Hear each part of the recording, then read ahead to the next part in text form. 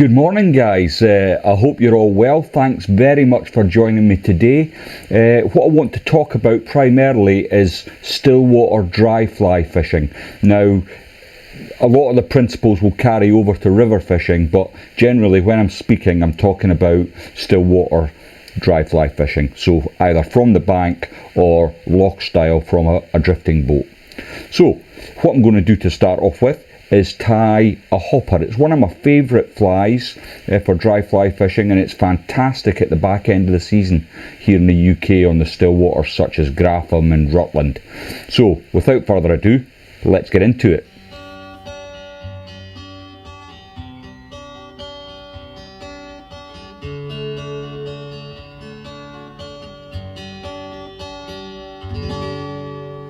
So I'm just going to get a hook in the vise. I hope you can see that okay. I'll stick my binoculars on so I can see what I'm doing. And as always, please, if you have any questions, don't hesitate to type them out there, and I'll stop every now and again and give it a read. So the hook I've just put in the vise is a Hanak H280 barbless hook. It's at size 12. It's on a medium wire and it's in black nickel. The thread I'm going to be using for this fly is the Simplify Nano Silk. It's at 12/0. I find myself using these Nano Silks more and more of late. They're just dead easy to use. But the only thing is they are a bit slippy on the shank of the hook. So I'd just like to get a little bit of super glue onto the shank and then use my thread to move it up and down. Doesn't take much. It's just to get that little bit of bed of super glue down. Now, I've come about halfway up the shank with my thread. I'm going to remove my rat's tail. Now, I'm going to add the rib in at this point, and what I'm using is some Vineyards. It's number 27. As you can see, it's just a silver wire rib. And what I'm going to do is just catch that in where I took my rat's tail off and bring it all the way down. Now generally I would stop at where the barb would be, but on this fly I'm just going to come 2 or 3 turns further back. Now the body of the fly, I'm going to be using seal's fur. Now seal's fur is actually the best thing you can use for dry fly. It's getting good stuff is hard to get a hold of, but I've managed to get some here, and this one's from Cook's Hill, and this is black claret he calls it, but it's pretty black to me. Now it can be a little bit of a bugger to use, so what I'll always do is have some soft wax ready to put onto my thread, and this just helps when dubbing the seal's fur on. So the hopper I'm doing here, it's one of my favourite ones. I suppose it's akin to a Bibio hopper, but instead of the red in the middle of the body, I'm going to use some hot orange, but I've got some black seal's fur here. Some of the orange just tried to sneak in there, so I'll just get that out, and then I'm going to dub it on. As I say, it can be a bit unruly, so you've got to really work it in with your fingers. But there's nothing better for flotation. You can't beat a bit of seal's fur proper. You can get synthetic stuff, and if you can't get that, African goats are not a bad substitute. I've used that in the past. And what I'm going to do is just get a few turns on at the back here. I want it fairly thick because I'm going to tease it out, and then as I get towards the middle, I'm just easing back the fibres. Next then, I'm going to bring in some of the hot orange. Again, it's from Cook's Hill, and I've got a little bit out the packet here, and I'm just going to dub that onto the thread.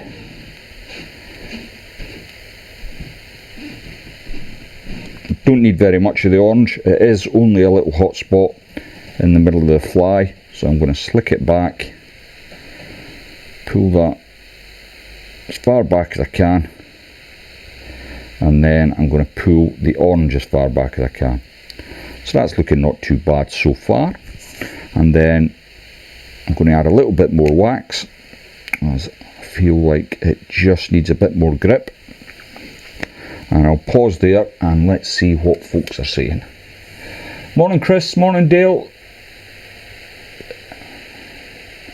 Seals for F&F. Yep, they do some good gear, F&F. I love their frits. Hi Mike. The rivers are all frozen in Michigan. Well, there'll be no dry fly. In fact, it's freezing here. There'll be not much dry fly fishing here, Robert, to be honest. So next, I'm going to dub on the seals fur. Oh, maybe got too much there. I'll just try and ease some of that off without pulling all off the thread. Just get your fingers right in about it. Make sure it's not going to go anywhere. And then you can concentrate on building the second part of your body. Now, I think what a lot of people do with hoppers that causes them to not be as floatable is they don't leave enough room at the front for their hackle. So I don't want to clog this area up with any more. So I'll just remove that little bit of seal's fur. And I'm not overly worried. It looks a bit of a mess at the minute, but don't worry, it's all going to come good. So I'm going to now bring my rib up. I want to turn on the black. I want to catch this side of the orange.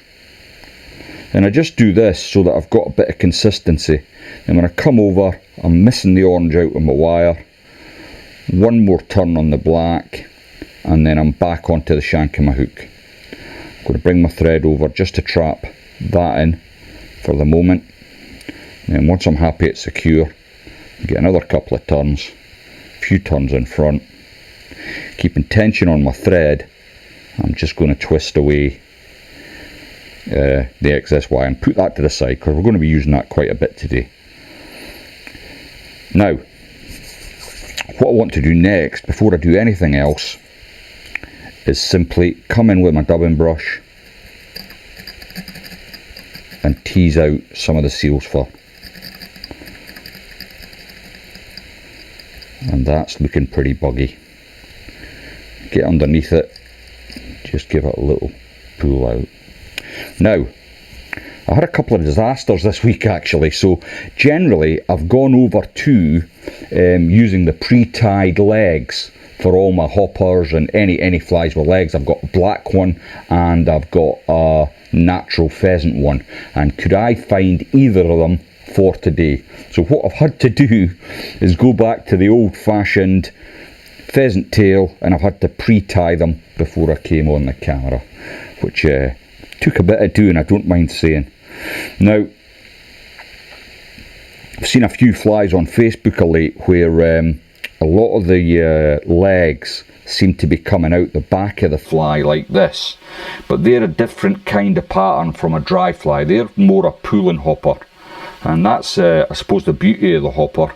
You know, you can pull it subsurface or you can tie it as a dry fly. Now all my dry flies, if I'm tying legs on them, the legs have got to go below the surface, surely. You know, if an insect's hatching, it's not hatching on its back, it's hatching on its front. So I'm going to angle my legs. I'll do your side first, excuse my fingers, and catch them in. Then I'll grab the other two I tied, and that's the other thing you might have noticed. So I've used two strands of pheasant tail and tied them together. If I was just using single, I'd be tying 3 legs in either side. But that'll do me there, and I'll just catch that in. Let it go. Yeah, so the legs are hanging nice and low below the body of the fly. Then I want to remove my waist. I can't seem to find my scissors. There's a set. And I've got that ready for the hackle.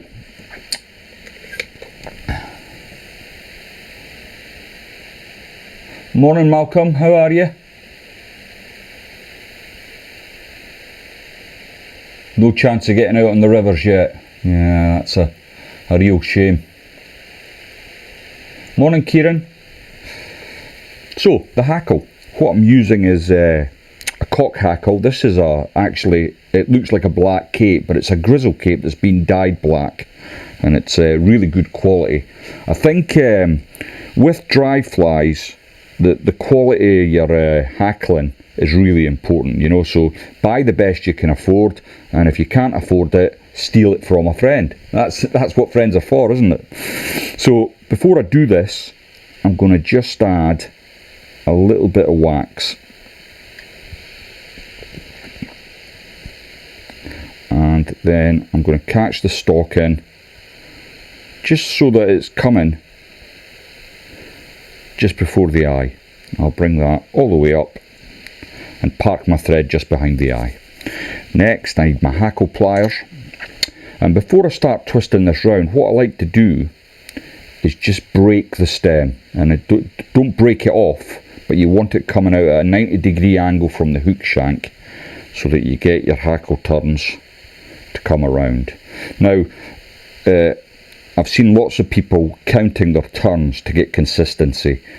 I don't do that. I just turn it, and with hoppers I try and pack in as much as I can, and even if that means piling the hackle on top of each other just to get that bushiness, because at the end of the day the seal's fur is going to help you greatly, but it's the hackle that's going to keep your fly in that surface water where you want it. And we're going to, once I've finished tying this, we'll see if there's any questions, and then what I want to move on to is what the trout are actually seeing. So bring that round, and that's looking pretty good. Bring my thread over to meet it, a couple of turns, then I can release my hackle pliers, pull everything back out the way, and then start to build a little black head at the front here. I'm going to come in with my whip finish tool to finish the fly, and then I'll just remove that, just put it out of the way for now, and then I can just grab the hackle and pull it off. He says it's been a bit reluctant there. Now, before I do anything else, I'm going to invert my vise, and I want to remove some of the hackle just below the hook eye without cutting my legs. So excuse my fingers. I don't want to cut the legs I've just tied in. And then I've got the fly, so it'll sit right on the water surface, maybe with the body hanging down a little. Now, the other disaster I had, apart from not being able to find my pre-knotted legs, is I usually have a little bottle of silicone mucilin that I would then wash the fly with, but I don't have that. So what I'm going to use, and the label's almost gone from this, is just get a little bit of mucilin on my fingers, and I'm going to tease out the hackle. And as I look at this, I think I've probably chosen a hackle just one size too small, but I think the fly will still fish, so I'm fairly happy with that. So there's the hopper. Now, is there any questions on the hopper before we move along to the next part? Will you tie my pheasant legs, Lindsay? Robert, no, I won't. Thanks, Nigel, I'll certainly try. Are you watching the rugby later on? Graham, that's why I'm on at this time of the morning. I want to make sure I catch all the games. I'm really enjoying the Six Nations. It's been a fantastic tournament this year. Morning, Craig. Nigel, I don't want to encourage you to go seal bashing just to get some seals for that. Wouldn't go down too well nowadays. Right, guys, what I'm going to do next, hopefully, he says, is we're going to have a look at the feeding window of a trout. So let me have a play with the buttons. Now the chat for me is going to drop off slightly, so I'll not be able to see it while I'm doing this part, so bear with me. and we're going to have a look at the feeding. So what does a trout see? So when you cast your fly onto the water, there is a very small window, and I wanted to do this bit first because it does relate directly to how I set my leaders up. And you need to understand what a trout's seeing when you've cast your flies onto the water. Hence this little slide. I should maybe speed it up a bit. Now, what a lot of people forget is they go fishing. You're not fishing for one or two fish. There's quite literally loads of fish shoaling, and they move round in big groups, so you're fishing over a lot of fish. Now, depth wise, when a fish is sitting at 6 feet, its window is 5'4" in the disc, and you'll see as the slideshow continues that that's quite a big window. I'm just wondering whether I'll be able to pause this. Yes, I should be able to. That should stay on the screen. Nope, it's not. When. Okay, so this is what a trout sees. Now, I'm sure many of you are aware of this already, but what often makes me laugh when I've been out fishing with people, often they've cast their dry flies at a rising fish that they've seen. So if they've seen that fish, what I would suggest is it is no deeper than 2 feet. You know, you might have seen a movement of water and it's moved it with its tail and you think there's a fish there.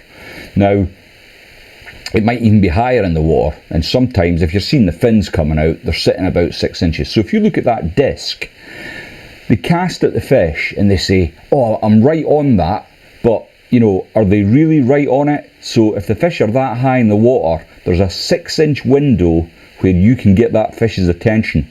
And if you've not hit it bang on the nose, then the fish will just swim by. And it's not because your presentation's been poor, your casting's been poor. It's because the window is absolutely tiny. So the fish that you're fishing for, really, if they're really high in the water, you've got to really be on it with a casting. Obviously, the lower down they are in the water, the bigger window you get to have a look at. Now, I hope that makes sense.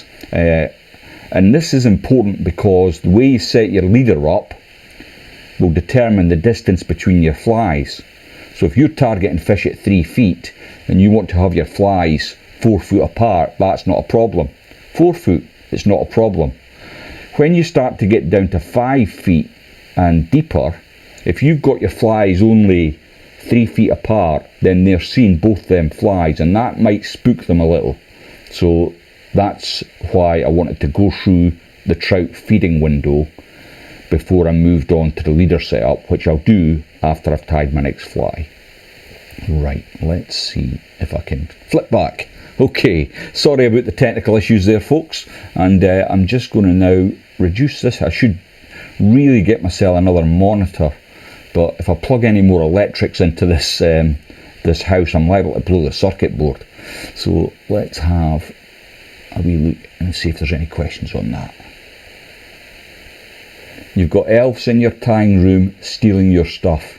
Chris, honestly, I haven't got a tying room at the minute. I'm currently working out of the dining room. So this is my home office come tying room. I've actually got a really nice office in work, but I'm not allowed to use it at the moment because they won't let us go into the office. But there you go. Let's have a look. Could you give us a quick chat on... I'm getting a message from YouTube saying I'm not receiving enough video to maintain smooth streaming. As such, viewers will experience bad video, I would think. Well, I hope that's not the case, but we'll have a look at that later. Matt, could you give us a quick chat on the headgear you wear? I'm thinking of buying a lamp and magnifying glass combined, but that looks like a better option. Matthew, I've actually done a video with the headgear for the flies, and when the video's published again, I will I'll put a little link in the description to the headgear that I'm using for tying, if that's okay. Thanks, Ampsy. can you collect the fur when it gets blown against the fences? Nigel, I'm sure that would be fine. I think it's the beating them with a baseball bat that's the main problem, you know. Alistair, it'll be alright on the night. Once I've got the live stream downloaded, I'll be able to edit that little bit out and hopefully get the video looking a wee bit sharper. Morning Chris. Morning Stevie. What a trout sees. Oh, I've not seen that one, Kerry. Hi Eddie. Nothing better than a technical issue. Well, at least I didn't stab myself with the scissors. That would be really funny. Thanks Stevie. It's it's definitely a nice wee hopper. It's one of my favourites. It could do with a bigger hackle, the one I've just tied. I'm not particularly pleased with that, but it'll go back in the jar of never return, and I'll strip the hook later and do it properly. But yeah, let's get on with the next one. So I'll just take that out of the vise, and what I'm going to stick in is, I'm going to show you a couple of versions of this actually. I'm not going to tie a couple of versions, but I'm going to show you a couple of versions. Now, this is a fly called the Big Red, and it's very popular, made popular by the Bristol guys, I suppose. Down on Chew, it works really well, and there's a couple of ways of tying it. This one's got a tail, and the way I like to tie some of mine are without a tail. And if you can just have a look at the profile of that, you can see the footprint's fantastic for fishing. So without further ado, let's crack on. So I'm just going to put another H280 barbless hook in the vise. It's at size 10. Again, it's medium wire and it's a black nickel hook. Now, the reason I'm using these Stillwater and wet fly hooks is because, as I said at the start, this is primarily for stillwater fishing, and if you use dedicated dry fly hooks, you need to scale your kit down. So what do I mean by that? Well, on a reservoir I'm generally fishing a 7-weight rod, and if I want to transfer from fishing a sinking line to a floating line, I don't want to be changing rods, especially in competition. You just don't want to be doing that. You know, it needs to be slick and quick. So what I do is I tie on these hooks and just make sure I've got enough seals fur and hackle and treatment just to keep it where I want it in the water. I hope that makes some sense. Now, if I was going for a pleasure day's fishing, I would probably take my river dry fly box with me, and I would take a little 5-weight rod, which would be great fun, and you're properly tackled up to address these fish. You know, you take for example a Hanak H130 and try and fish it on a 7-weight rod, you're going to be into a world of hurt. You'll either snap off on the fish, leaving the hook in it, which is never good, or you'll straighten out your hook on maybe that fish of a lifetime, so you don't want to do that. Midas with a parachute hackle, yeah, maybe. Nigel, I will come on to the fishing part. I've got another little slide prepared if I can get it to work, and I'll speak about how I would fish it. When trout break the surface head and tail with no insects on the surface, are they chasing caddis possibly? If Robert, what I would suggest, if they're head and tailing, they're definitely feeding on a hatching insect. They're not chasing anything. Head and tailing generally means they're taking the emerging nymph. Now you have had the vise for some time, are you going to do a full review? I'm thinking of the F&F or the Nor vise, but have yet to make a final decision. Top Cat, I'll try and do a review in the coming weeks. Now, in regards to the vise, I know that Kevin at F&F is looking at redoing the jaws, and he's going to send the jaws out to everybody. I don't know why, because I'm really pleased with the whole thing so far, but I just want to wait until the final version of the vise is there. and then I'll probably do a full review. But currently I've never enjoyed tying on a vise as much as I am with this. I think it's superb. That said, I've never used a Nor vise, so I can't really comment on that. It's a bit early in Oregon. Well, thanks very much for your joining. Anthony, I don't use muslin as a float usually. I use a bottle of stuff which I haven't got. I've got gink as well, but again, I've got a segment planned for the video towards the end, and I'll talk about treatments and floatants for the various flies and stuff. So I better get on with this fly, or we'll be here all morning. I'll be getting into the rugby at this rate. So, goggles back on. And again, I'm just going to use the nano silk because I've got it out. It's at 12O, and I'm going to catch a little bit of glue onto the hook shank.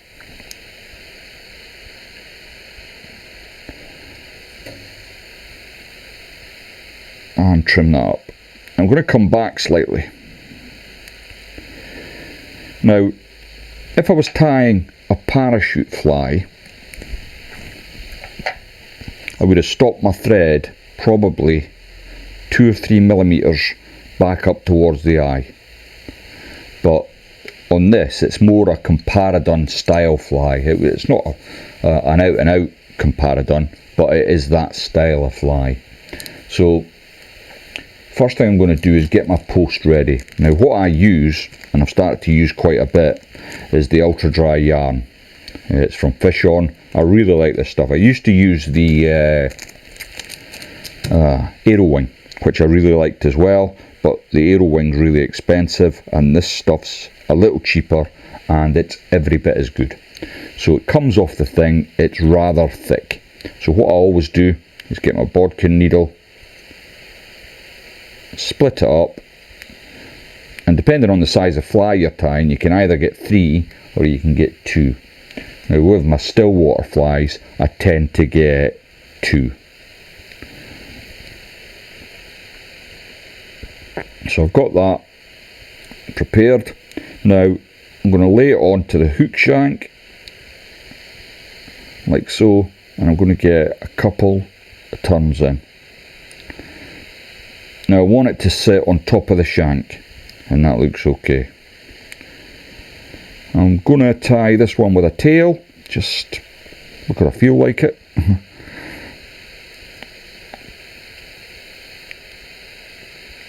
And then I'll come down all the way to the bottom. I suppose it helps with its floatability. And I'll just trim that up. Okay, so that's looking not too bad. Now, next I'm going to come, as I come up, actually I'll catch in my my wire rib, just in case I forget it later, and that happens a lot with me. It's an age thing. And as I get up to my post, I'll just bend my wire rib out the way, and I'm going to pull my post up, get a couple of turns in front, and build a little hump just to try and stand that up. So that's looking as I want it. Now before I go on to the next part, I'm going to use a little bit of wax on my thread, and I'm going to develop my post. So what do I mean by that is I want it to be able to take the hackle that I'm going to wrap round here. So I'm just going to get a few turns. And the other day, actually, when I was looking for something else, I found a pair of hackle pliers, not hackle pliers, a gallows tool, and I thought I'd lost it, but yeah, I maybe should have got that out today. But it's just another expense, and you don't need it, and I want to show people that fly tying, it does cost a lot of money, but you know, you can do it for relatively cheap. If you know what you want to tie, then you can do it relatively cheap. Now before I move on to tying my body, I'm going to try and find a feather that I've got. There it is. that I've picked out from earlier. Something that hasn't blown off the table. I'm really pleased. Okay, so I've already stripped down a little bit of the feather, got the hackle to the size I want, and what I want to do is dress this up to the post, and I'm just getting a couple of turns to hold it into place. And then what I want to do is come up and trap that in.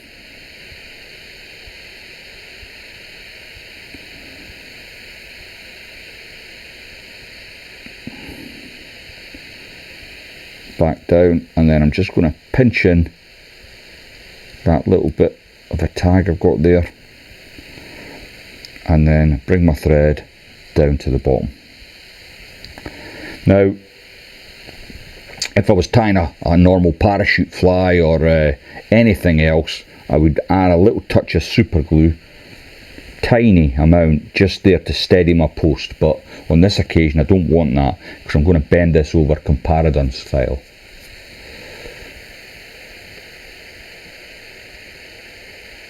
Morning guys, I'm just having a wee look at the questions.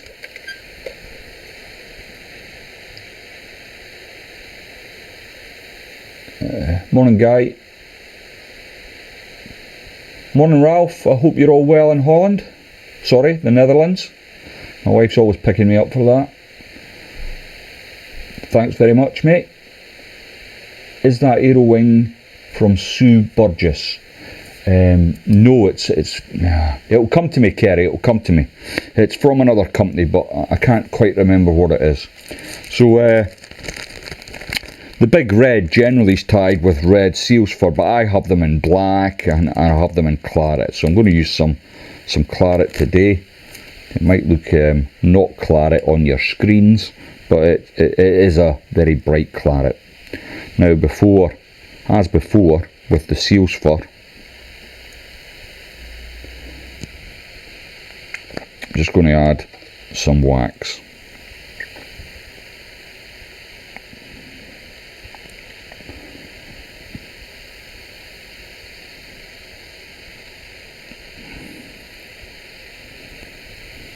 Now I've got a little pinch in my left hand there, and just in case I need some more,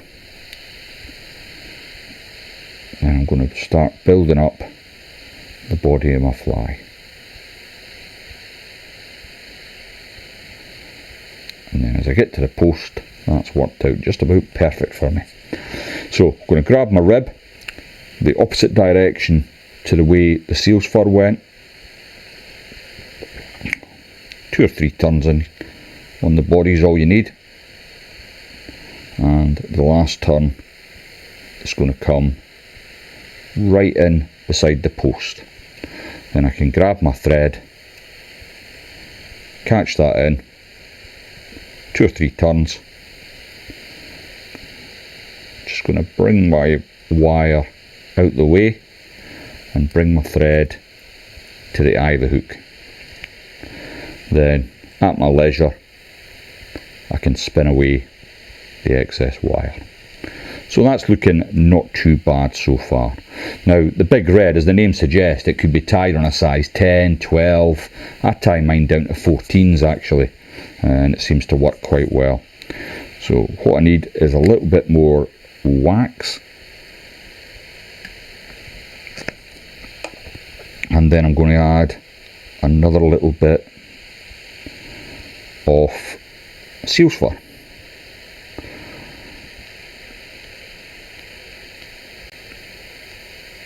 There's a plethora of ways of doing this. This is just how I like to do it. You know, some of the Bristol guys will probably want me crucified because it's not right, but I'll fight them for it. So I'm going to come back up towards the post and then bring my thread around. So, sorry, I want to explain that just a bit clearer. So I've brought my thread up and I'm going to bring it around this side of the post, and that's quite important. Next, I'm going to attempt to bring my hackle around, and again all I'm doing is gently breaking the stem so that when I turn the hackle, it's going to flow for me. The first couple of turns are always the toughest with any dry fly actually. And again I'm just working down that base that I've built, and when I think I've got enough fibres in, I'm going to use my thread. I'm going to keep it close to the back of the body, work it up through the hackles, and I'm trapping in that stem, and I think that should do it. And then what I'm going to do is, it might be difficult for you to see on the main camera here, but I'm putting a little whip finish by hand because my whip finish tool won't fit over the top there, and I've caught that in. Now just get control of my thread back. I'm going to bring it across the top and to the front of the fly, 2 or 3 turns, and then before I go on, I'm going to come in with my scissors and simply remove my excess hackling. So what I've got is what looks like a normal parachute, but what we're going to do next is pull all them fibres back, or as many as you can get your fingers on, and pull your wing, or your post should I say, down over the front of the eye. Now once you've done that, make sure you've got it into place.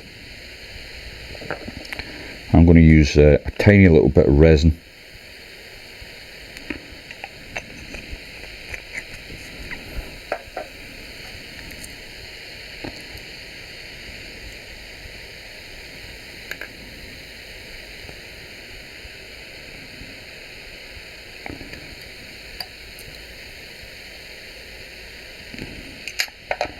Then I can simply snip that away, give it a little blast, the UV light,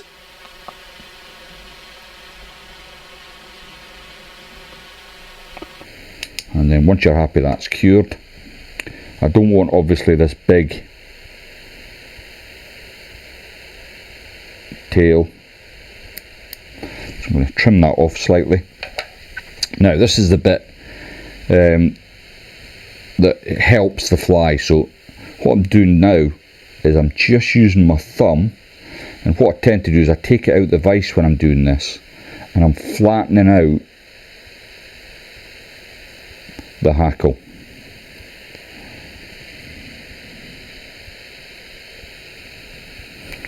Now I can come in with my brush, tease out some of that seal's fur. Then again I'm going to use a little bit of mucilin this time, thumb and forefinger, and I'm just going to treat the wing. And what this does is sits in the surface film, and it's a very, very effective fly in the bigger sizes. And I'll just let you have a look at the footprint, and down to about size 14 for me anyway. It works a treat. So I hope that was of some use to you. I have done a video of the big red, and when I do the when this video comes out later on, I'll stick it up there in the information bar, a link to that video. So I hope that was of some use, guys. Is there any questions?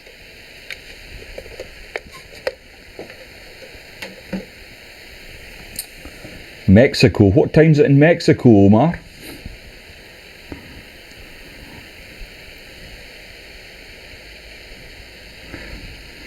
No questions on the tying of the big red. Can't be any Bristol boys on, or they'd have been like that. That's not right, Lindsay. You've done it wrong. You've done it wrong. Right, okay, I'm going to attempt to run the leader setup now.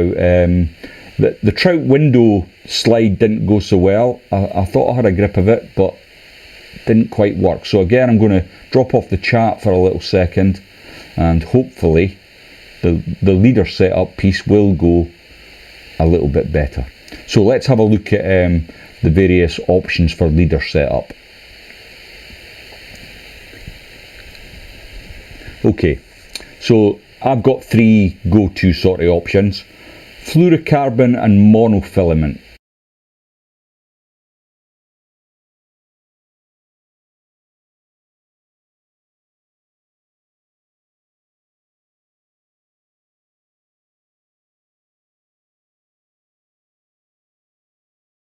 Right, I've just paused it for a second because I want to talk about fluorocarbon and monofilament. Now, I get asked this quite a bit, and it's probably the most argumentative topic for dry fly fishing that you'll come across. Now, I use all three of them. So I use fluorocarbon, I use monofilament, but mostly, and I've not put it on the screen, and I'll show you what I use when we come back, but I use copolymer. And so why do I use copolymer?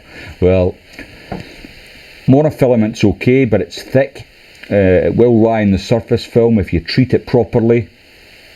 Fluorocarbon's excellent, and if I'm fishing in a style where I'm just flicking my flies onto the water, giving it a count of 5, then I'm happy enough to use fluorocarbon. But on some occasions, I just want to throw my dries out there and leave them and wait for the fish to come to them. And on them occasions, I use copolymer. So that's that. So the first example you see on this slideshow, I've got the fly line, a floating fly line, and I've got between 10 and 12 foot of tippet and a single fly. Now, what occurrence would make me use just a single fly? Well, I use a single fly on a flat cam. So if it's flat cam conditions and I see the odd trout coming up to the surface, I will just fish the single fly. I think it's much more effective.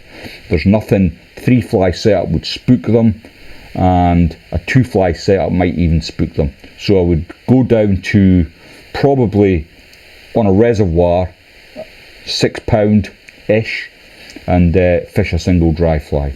So I'll just get the slideshow started again, I hope.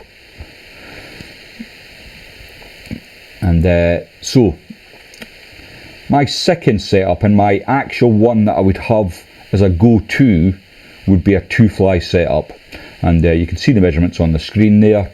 And I think for the number of fish that you're fishing for, this is probably, for me, it's my optimal setup and my sort of go-to. And the last one would obviously be 3 flies. And it's easy to handle, and it gives you the best option of covering a few fish. The problem with it, I find, if the fish are tightly shoaled, you can get 2 at once and they just snap you up, which is not a good thing.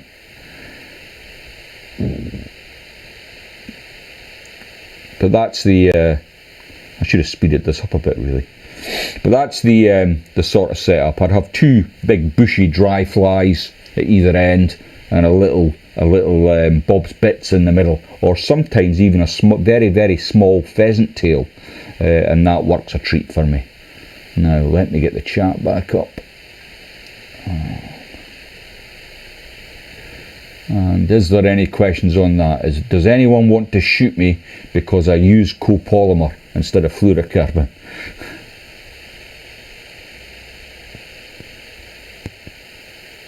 You need a magnifying glass, Alistair. Well, yeah, I was going to show you, so the Fluoroflex I use is, it's real. It's Fluoroflex. It's not Fluoroflex, it's copolymer, and mostly 6.4 pounds is adequate for any sort of normal Stillwater, I would say. Some of the big reservoirs like Rutland and Gratham, I wouldn't go any less than that for my dry fly fishing. Now, you know, if you've gone out for a pleasure day's fishing and you're just flicking dry flies around and you've taken a purpose dry fly rod such as a 4 or a 5 weight, then, you know, 4 pound fluorocarbon single fly would certainly be adequate for your needs. You know, it depends on the venue and the kind of fish you're going after, but each to their own. People will argue black and white that it makes absolutely no difference what leader you use, whether it be copolymer, monofilament or fluorocarbon. Now, as an aside, I'll not mention the angler's name, but he a very competent angler. He was a national champion at one time, and we got in a boat and we were having a bit of a crack, and he said to me, "Lindsay, Tippet makes no difference whatsoever. I'm going to tie on some 10 pound Maxima and we'll see how we get on." And once I'd caught 10 fish and he'd had nothing, he seemed to think that, yeah, maybe there is something in the Tippet. Exactly the same flies, same lines. It may well have been that I was on the side the fish were on. You can't outdo the luck principle, but there you go. Let's have a look at a few for copolymer.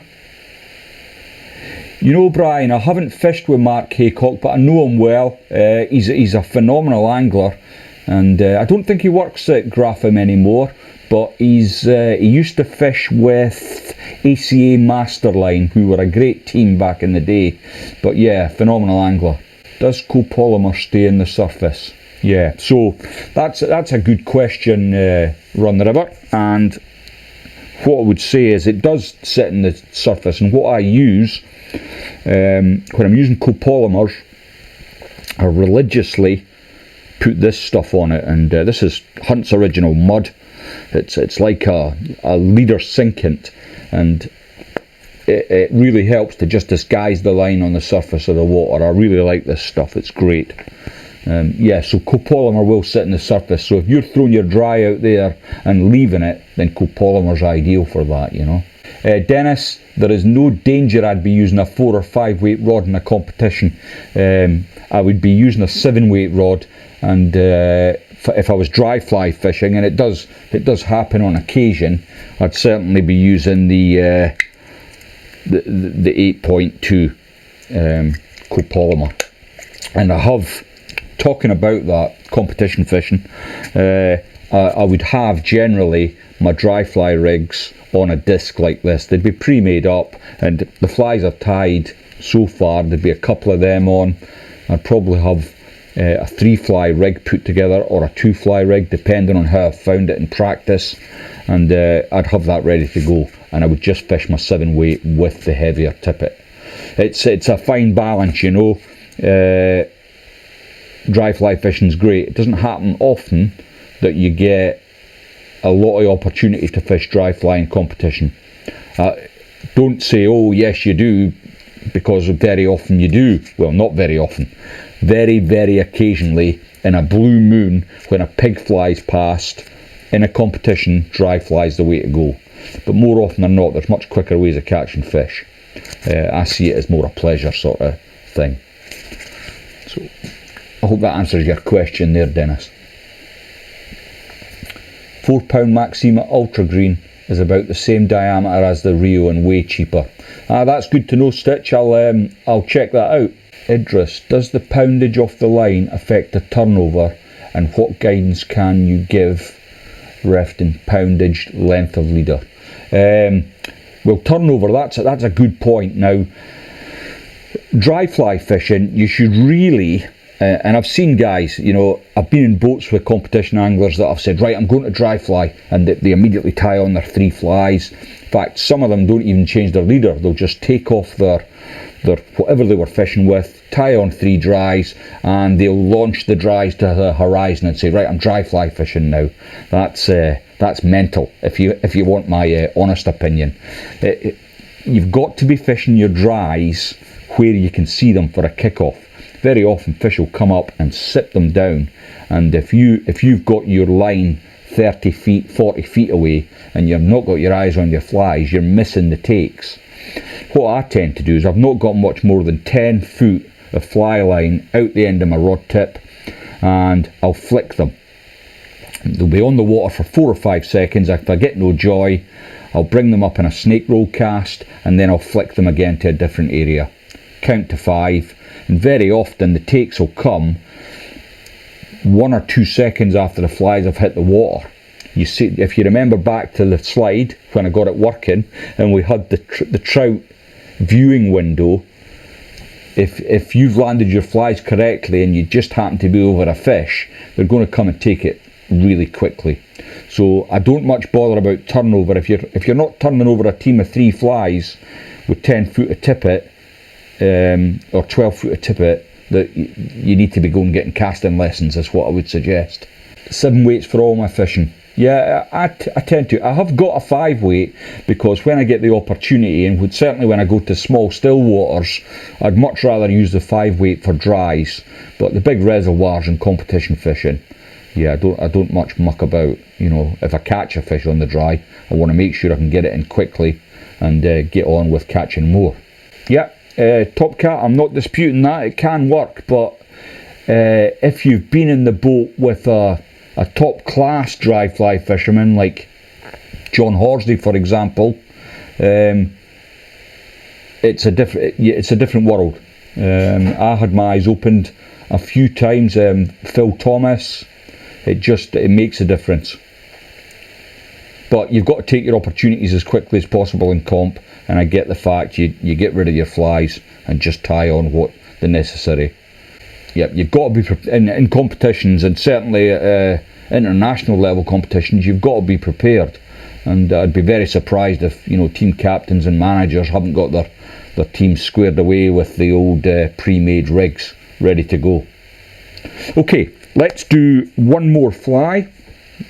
And I'll just stick it in the vise. It's very small. I hope you can see it okay. And it's one of the very first dry flies I ever caught a fish on. It's called a Bob's Bits, and I think I caught my first fish on a dry fly at a fishery called Whittledean, which is in Northumberland. I used to be posted to the barracks there, and it was called Albemarle Barracks, and it did take me the 4 years I was there to learn how to pronounce Albemarle. But down there was a fishery called Whittledean, and it was a fly fishery, and I caught my first fish ever with this fly. So let's get a hook in the vise. And I can barely see the vise because I've not put my goggles on. Where are they? Okay. It's a bugger getting old, I tell you. Right. Let's see if that's there. Okay, it looks very small because it is very small. So what's in the vise is a Hanak H270 barbless hook. It's at size 14 and it's a medium wire on a black nickel. Now, I would even tie these to 16. Very tiny flies can be extremely effective. So first thing I'm going to do, again, it's a very quick fly this, it won't take long to tie at all, is a little bit of super glue onto the shank.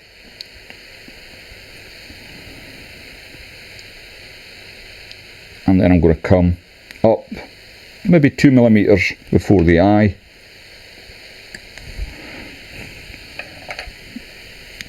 And what do I need next? Some more of the ultra dry yarn. Now that looks a wee bit too much, so I'm just going to thin out a few bits of that. That's a bit better.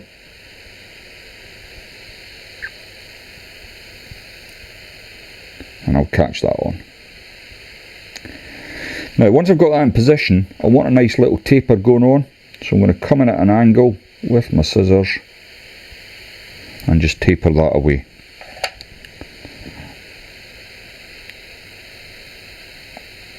And that helps create the taper there.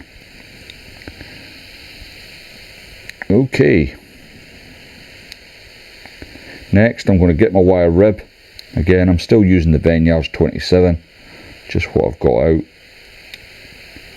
I'm going to catch that on. I'm going to use some of the Claret seals fur again. I do love these flies because they're so easy to tie, and they're just very effective, and that's my favourite, to be honest. I do enjoy fly tying, but I like to tie flies that are going to catch fish, and the quicker they can be tied, the better I like it, to be perfectly honest. As Dennis has alluded to, with competition fishing, you kind of get to a mindset when you're away. You know, as many flies as I've got in my boxes, you'll find something that's just super effective, and you've got to end up tying them in the evenings, and that's my least favourite way of tying flies. So I'll bring that up. I'm not going to take away that dubbing at the moment. Then in the opposite direction, I'll bring up my wire rib.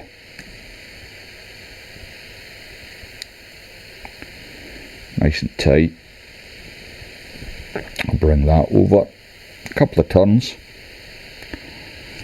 Then keeping tension on my thread, I'm going to get a hold of my wire, turn that away.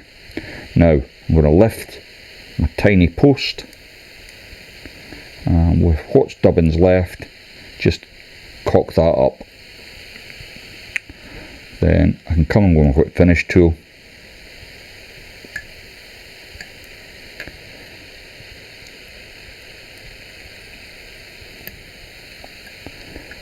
and just tighten everything up.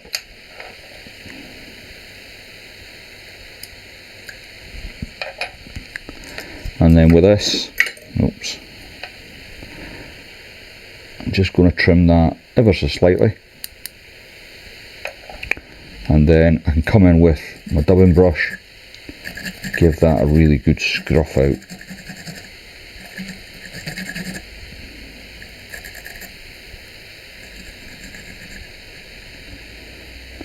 And I know it looks like not much, but super effective, super effective. Again, I'm just going to use muslin because I can't find the stuff I normally use. Sorry about that. And there you go. Very, very simple. So, that's the last fly. Now, I've got one or two other things to say before I go. Stitch, if you're pleasure fishing, you can switch between rods. You've got all day to enjoy yourself. It's just with the competition fishing, you've really got to utilise the time that you're allocated to try and catch fish. So you've got to stick with one rod really, or have one ready to go very quickly. Idris, I'm sure you know practice is the thing. With casting, I need to get myself on the grass actually. It's been that long since I've fished. I'll take my rods down on the grass. You get some strange looks for the dog walkers, but you know, at least when you get to the water, you're going to make the most of your day. Chris, on a normal day out, would I use a 5-weight lock style if I was pleasure fishing, Chris? Yeah, absolutely. It's great fun. Yeah, if you don't fish comps, then a light rod is great fun. It's especially if you catch a hold of one of these Rutland fish or Grapham, you know, Pittsford even, you know, 2.5, 3 pound fish. You'll know all about it on a 5-weight. The copolymer. I used this stuff deck. It was Hunt's original mud.